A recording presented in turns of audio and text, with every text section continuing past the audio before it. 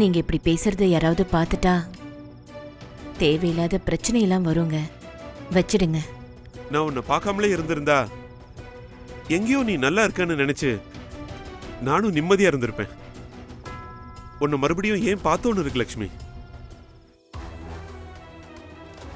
எனக்கு இப்ப இருக்கிற குற்ற உணர்ச்சிக்கு என்ன பண்ணி சரி பண்றதுனே தெரியல. நீங்க என்னங்க தப்பு பண்ணீங்க குற்ற உணர்ச்சிக்கு ஆளாக? இதெல்லாம் என்னோட விதி. நீங்க சொல்ற மாதிரி மறுபடியும் நம்ம 2 பேரும் சந்திச்சிருக்க கூடாது. இதுவும் ஒரு விதிதான் லக்ஷ்மி. ஏதோ ஒரு காரணத்துக்காக தான் நாம இத்தனை வருஷம் கழிச்சு ஒன்னா சந்திச்சிருக்கோம். ஏங்க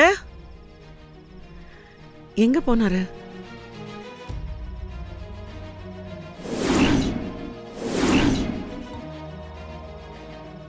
என்னங்க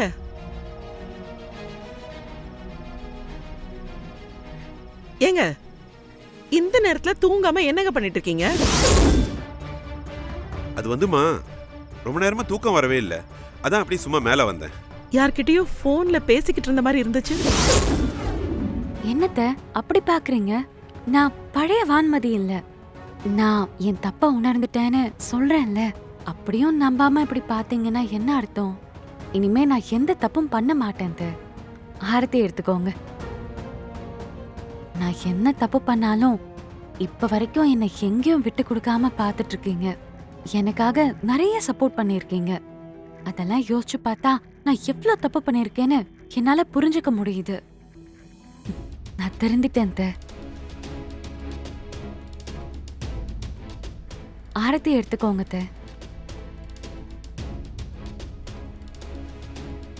தேங்க்ஸ்.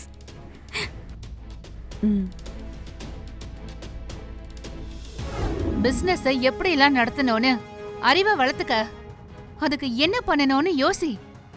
சரிங்க அத்தை, நீங்க சொல்லிட்டீங்கல்ல, இனி அதையும் சேர்த்தே நான் பாத்துக்கிறேன்.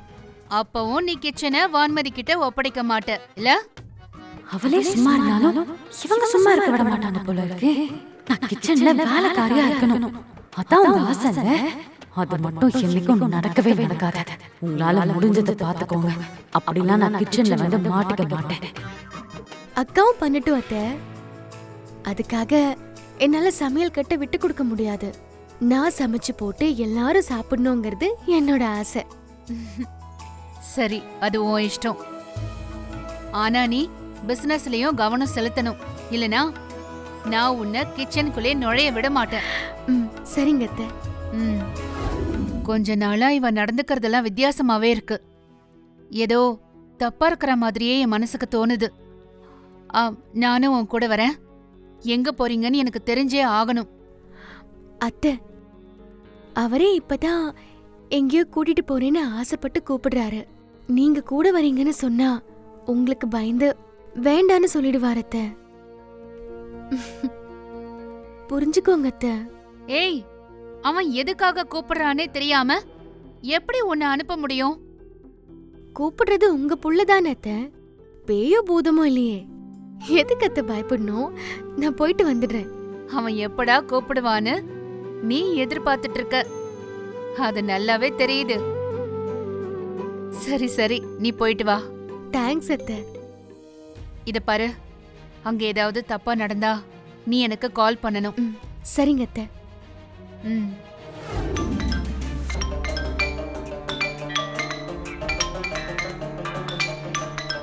ஒரு நிமிஷம். சொல்லுங்க சார். சார் கிளம்பிட்டீங்களா? ஆமாம் சார், ஆன் த வே. எவ்வளோ சீக்கிரம் வர முடியுமோ வாங்க. இன்னைக்கே வேலையை முடிச்சிடலாம். ஃபைனான்சரு ரொம்ப சென்டிமெண்ட் பார்க்குற ஆளு. நல்ல நேரம் மிஸ் ஆயிடுச்சுன்னா டீலே வேணான்னு சொல்றது கூட வாய்ப்பு இருக்கு. நீங்க உங்க ஒய்ஃபு கிட்ட எவ்வளோ சீக்கிரம் கழுத்து வாங்குறீங்களோ அவ்வளோ சீக்கிரம் அந்த கேஸை முடிச்சிடலாம் சார். ஓகே ஓகே, நாங்கள் பக்கத்தில் வந்துட்டோம். இன்னும் கொஞ்ச நேரத்தில் ரீச் ஆகிடும். நீங்கள் எல்லாத்தையும் ரெடி பண்ணி வச்சிருங்க. Okay sir.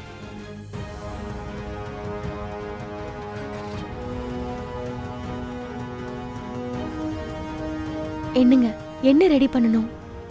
நம்ம இப்போ எங்க போயிட்டு இருக்கோம்? நான் அதை பற்றி தான் சொல்லணும்னு வந்தேன். அதுக்குள்ள கால் வந்துருச்சு. அது எங்க ஒரு நிமிஷம் வண்டி நிப்பாட்டுங்க. என்னாச்சு வெண்ணிலா? ஒரு நிமிஷம் நிறுத்துங்க சொல்றேன். வெண்ணிலா எங்க போற? சாமி கும்பிட்டு போலாங்க, வாங்க. ஆ.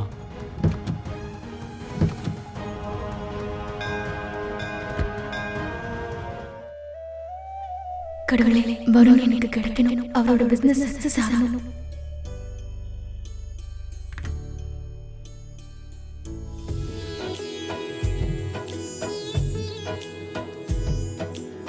ரொம்ப பதட்டமா இருக்கீங்க, ஏதோ மனசுல நினைச்சிட்டு இருக்கீங்க. எதுவா இருந்தாலும் சரி, அது நல்லபடியா நடக்கும், நீங்க கவலைப்படாதீங்க. ஏதோ சொல்லணும்னு சொன்னீங்களே, சொல்லுங்க. இல்ல, நான் அப்புறம் சொல்றேன். டைம் ஆயிடுச்சு, அங்க போய் பேசிக்கலாம். சரிங்க.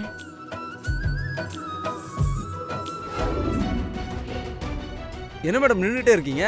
உட்காருங்க சார். நீங்களும் உட்காருங்க சார். உட்காரு. நீங்க டீ காஃபி ஏதாவது சாப்பிட்றீங்களா? இல்ல, அதெல்லாம் ஒன்றும் வேணாம் சார். மேடம், இதில் உங்களுக்கு சம்மதம் தானே? அது என் பிஸ்னஸ் எக்ஸ்பேண்ட் பண்ண சில ஃபைனான்ஷியர்கிட்ட பேசிட்டு இருந்தேன். அவங்க பார்ட்னர்ஷிப் பிஸ்னஸாக இருந்தால் உடனே அமௌண்ட் தரேன்னு சொன்னாங்க. அதான் பொட்டிக்கில் உனக்கும் பார்ட்னர்ஷிப் இருக்கிற மாதிரி ஒரு அக்ரிமெண்ட்டை ரெடி பண்ணியிருக்கேன். இதெல்லாம் சும்மா ஒரு ஃபார்மாலிட்டிக்கு தான். நீ ஒரு கையெழுத்தை மட்டும் போடு. என்ன சார் இப்போ தான் சொல்கிறீங்களா? இல்லை சார், நான் டீட்டெயிலாக சொன்னேன். வெண்ணிலாக்கு எல்லாம் ஓகே தான் சார். எனக்கு ஓகே தான். உங்களுக்கு ஓகேனா எனக்கு ஈஸி தான். மேடம், இதில் ஒரு சைன் மட்டும் பண்ணுங்க.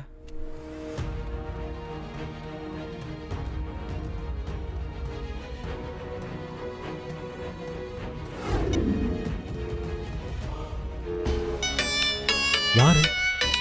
அத்தைதாங்க. ஏய் இரு. சொல்லுங்க அத்தை.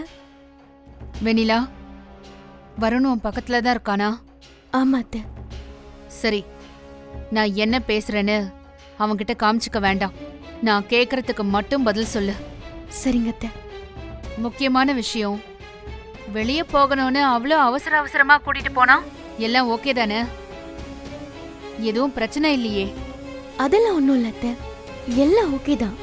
சரி, ரொம்ப நாள் கழிச்சு வெளியே கூட்டிட்டு போயிருக்கான், சந்தோஷமா இரு.